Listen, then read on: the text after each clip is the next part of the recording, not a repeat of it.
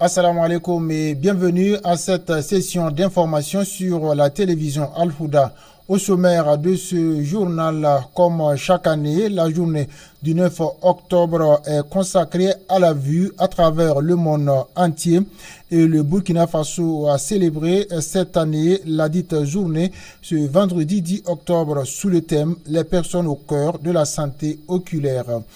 La deuxième édition de la foire internationale d'exposition et de promotion des entreprises médicales et paramédicales de Ouagadougou a ouvert ses portes ce jeudi 9 octobre 2025.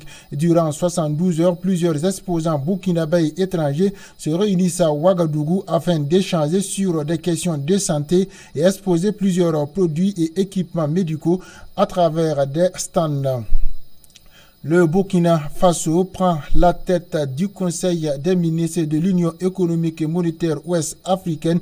Le ministre chargé de l'économie, Aboubakar Nakanabo, est désormais le président du Conseil des ministres de la structure pour un mandat de 2 ans.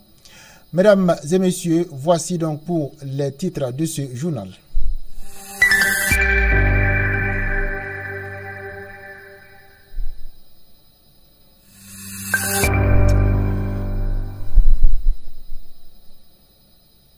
Au Burkina Faso, la journée mondiale de la vue, célébrée habituellement le 9 octobre, a été commémorée cette année avec un jour de décalage, soit ce vendredi 10 octobre 2025. L'événement, placé sous le thème « Les personnes au cœur de la santé oculaire », a mobilisé acteurs de santé oculaire, autorités sanitaires et partenaires techniques autour de la question cruciale de la prévention et de la cécité et de la promotion de la santé visuelle. On suit le reportage de Mahamadi Sawadou.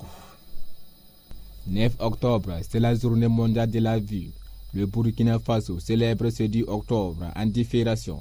Plusieurs acteurs de la santé, les responsables sanitaires, les partenaires techniques et financiers sont ici pour porter un regard et des préventions sur cette maladie visuelle. Vous êtes de l'audiovisuel. Si on enlève le côté visuel, vous tous, tout ce que vous faites là en ce moment, vous n'aurez pas quelqu'un qui va vous voir. Vous savez mieux que moi l'importance de la vue. Et la Société burkinabé d'ophtalmologie regroupe l'ensemble des personnes agissant dans le domaine de la santé, les médecins, mais pas seulement, les attachés aussi, tous les acteurs humains qui travaillent dans le domaine de la santé. Et c'est avec honneur et plaisir que le ministre de la Santé nous a associés à la célébration de cette journée, avec le thème important, sa représentante vient de le dire, d'intégrer les soins de santé, c'est-à-dire toutes les maladies des yeux, dans l'assurance maladie universelle. C'est-à-dire que ça sera aussi une pathologie qui sera recherchée systématiquement quand vous allez consulter. N'importe quel Burkinabé qui aura à faire une consultation, on va lui demander aussi s'il n'a pas de problème d'yeux et le ministère donc se propose de nous inviter tous à agir pour qu'on puisse prendre en charge les problèmes des yeux.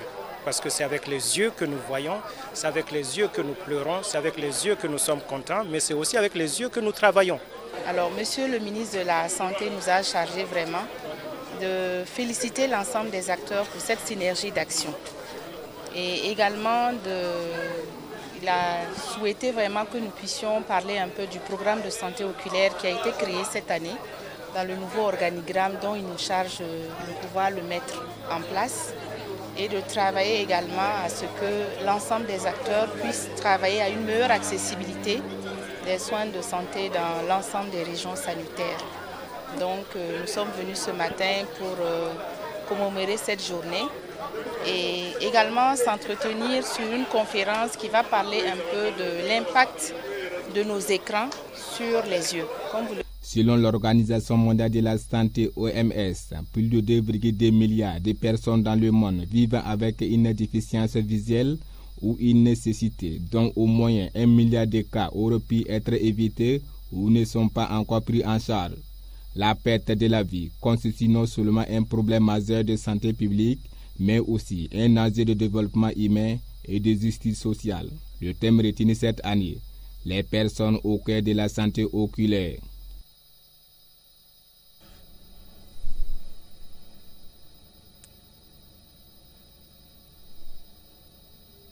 La capitale burkinabé vibre depuis ce jeudi 9 octobre 2025 au rythme de la deuxième édition de la foire internationale d'exposition et de promotion des entreprises médicales et paramédicales de Ouagadougou.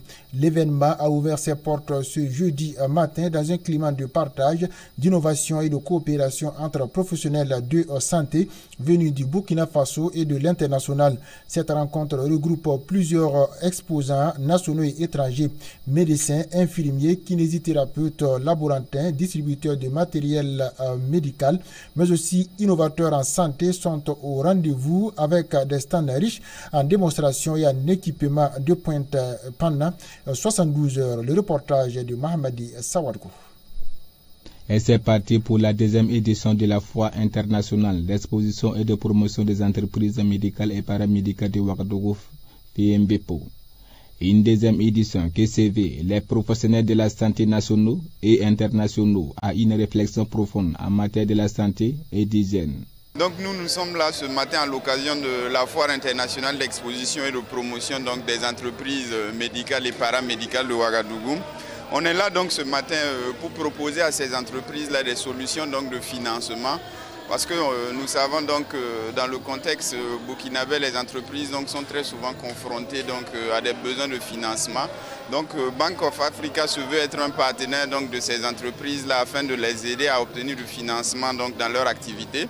Aussi donc, nous les proposons donc, des solutions donc, de transfert à l'international. Parce que ces entreprises-là très souvent commandent le matériel donc, à partir de l'étranger.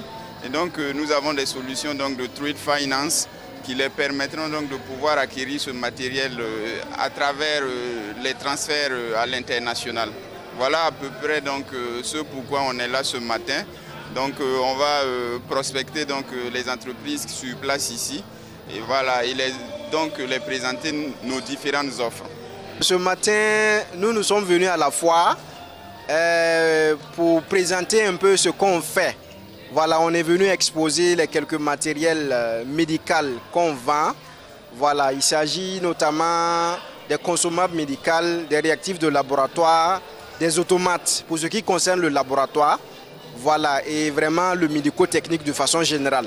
En tout cas, cette deuxième édition de la foire internationale, bon, ça s'annonce bien. On remarque qu'il y a beaucoup d'engouement. Il y a la participation de beaucoup d'entreprises qui évolue, n'est-ce pas, dans le domaine médical, biomédical. Voilà, donc ce matin, on sent vraiment beaucoup d'engouement un peu partout. Et si on regarde côté mobilisation, bon, les gens sont sortis par rapport à l'année passée. On voit que c'est animé et déjà vraiment tout le monde est content. Et on est en train d'attendre vraiment le début de la cérémonie et l'arrivée des officiels. L'arrivée des officiels, les exposants ici présents à cette deuxième édition félicitent les organisateurs et le gouvernement burkinabé pour cette belle initiative. Et ils espèrent avoir également un regard à côté des professionnels de la santé. Un mot donc à l'intention donc des organisateurs, c'est les féliciter pour cette foire. Je vois donc déjà avec le nombre d'exposants que je trouve ici, je trouve que c'est une réussite déjà. Et c'est à les encourager donc à continuer dans ce sens. Le mot que nous avons à leur donner, c'est juste de soutenir davantage ceux qui évoluent vraiment dans le domaine biomédical, de les apporter leur soutien, leur encouragement et de ne pas hésiter à chaque fois lorsqu'il y a des occasions pareilles, voilà, de juste manifester leur soutien. Et juste manifester leur soutien. Une fois de plus, le pays des hommes intègres accueille cette deuxième édition 2025 qui regroupe les exposants nationaux et internationaux. 72 heures d'exposition de divers matériels de la santé et les conférences sont également inscrites à l'ordre du jour. L'histoire s'écrit une fois de plus pour le Burkina Faso. Le pays des hommes intègres vient d'être porté à la tête de l'Union économique et monétaire ouest-africaine UEMOA. Une marque de confiance et de reconnaissance envers le leadership du Burkina Faso, engagé depuis plusieurs mois sur la voie de la souveraineté, du développement endogène et de la solidarité entre les peuples du Sahel. Sous la direction du président du Faso, le Burkina Faso entend insuffler un nouvel élan à l'organisation sous-régionale avec un accent particulier sur la sécurité collective, l'autonomie économique et la valorisation des ressources africaines. Les chefs d'État de l'Union ont salué la résilience et la détermination du peuple burkinabé face aux défis sécuritaires et humanitaires, tout en exprimant leur confiance en la capacité du Burkina Faso à conduire une UEMOA plus juste, plus indépendante et tournée vers les aspirations réelles des peuples ouest-africains. Cette nomination symbolise un tournant majeur, celui d'une Afrique de l'Ouest qui s'assume, qui coopère autrement et qui avance avec fierté sur la voie de la souveraineté. Au Burkina Faso, la question de la délivrance des visas américains revient au cœur de l'actualité diplomatique. Le ministre des Affaires étrangères et de la coopération régionale et des Burkinabés de l'extérieur, Karamoko Jean-Marie Traoré, a apporté des éclaircissements sur la délocalisation du traitement des demandes de visas américains.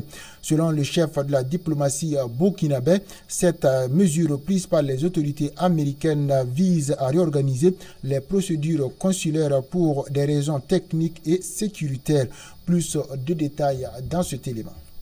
Les États-Unis a été, on va dire, diligenté pour prendre cette mesure de suspension temporaire de délivrance des visas touristes et visas étudiants à tous les Burkinabés qui seront désormais obligés de se rendre à leur ambassade au Togo pour se faire délivrer les 10 documents. La note verbale donc copiée avec moi précise également qu'il s'agira de reprendre en fait les procédures, non seulement d'inscription, mais de paiement pour se faire délivrer ces visas au niveau de l'ambassade des États-Unis au Togo. Donc, ceci pour confirmer que j'ai évoqué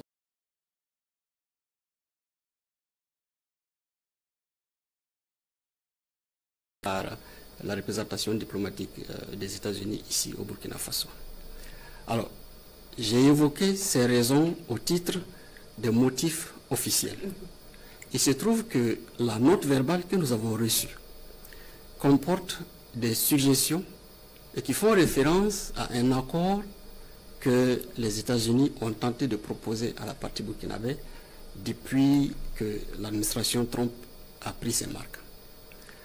Dès que cette administration a commencé, l'ambassade nous avait approchés pour nous faire cette proposition dans le cadre de la mise en œuvre de la politique migratoire des Américains. Il s'agissait de quoi? Il s'agissait de proposer aux États africains qui le souhaitent, puisqu'ils sont dans une procédure d'identification et d'expulsion des ressortissants qui vivent aux États-Unis et qui ne sont pas à jour de leur résidence, de les expulser. La proposition qui avait été faite, c'était de voir si le Burkina Faso, en dehors de nos propres ressortissants, était prêt à recevoir d'autres personnes qui seraient expulsées par les États-Unis. Naturellement, cette proposition que nous avions jugée en son temps indécente est totalement contraire à la valeur de dignité qui fait partie de l'essence même de la vision du capitaine Ibrahim Traoré.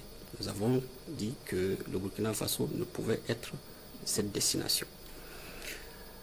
Après cela, nous avons eu plusieurs rencontres, toujours dans le même sens, et on a compris qu'il tenait à ce que cette mesure, nous puissions y accéder. À la faveur de l'adoption du décret portant gratuité des visas, ils sont encore revenus à la charge pour dire nous voyons qu'il y a un esprit panafricain et puisque les visas sont gratuits, est-ce que vous êtes disposés à recevoir des ressortissants non burkinabés, mais qui souhaiteraient se rendre au Burkina Faso? Notre réponse était assez claire. Tout ressortissant africain désirant se rendre au Burkina Faso en toute liberté, qui paye son billet, est la bienvenue ici au Faso. Il décide de lui-même, il achète son billet, on lui donne le visa gratuit, il peut venir au Burkina Faso. Des ressortissants qui sont sous des injonctions de choisir une destination. Parce que nous sommes un pays à visa gratuit, nous ne saurons être une destination de déportation. Cette vision était assez claire. Le Burkina Faso est une destination. Le Burkina Faso n'est pas une terre de déportation.